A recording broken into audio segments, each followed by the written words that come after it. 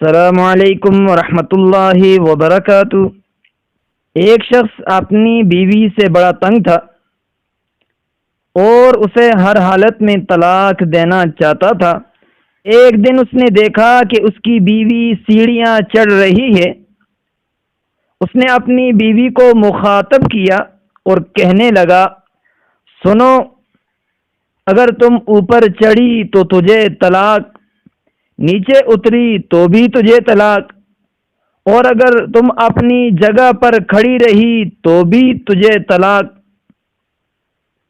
اس عورت نے جب اپنے خاوند کی بات سنی تو لمحہ بھر کے لیے رکی، اور پھر اس کے خاوند نے دیکھا کہ اس کی بیوی نے سیڑھیوں سے چھلانگ لگا دی ہے۔ یہ دیکھتے ہی خاوند کی حسرتوں پر پانی پھر گیا۔ رشتوں کو بچانے کے لیے قربانیاں پیش کرنے سے کبھی نہ گھبرائیں، کیونکہ آپ کی ایک قربانی سے رشتے بھی بچ جاتے ہیں اور زندگی میں پچھتاوا بھی نہیں ہوتا۔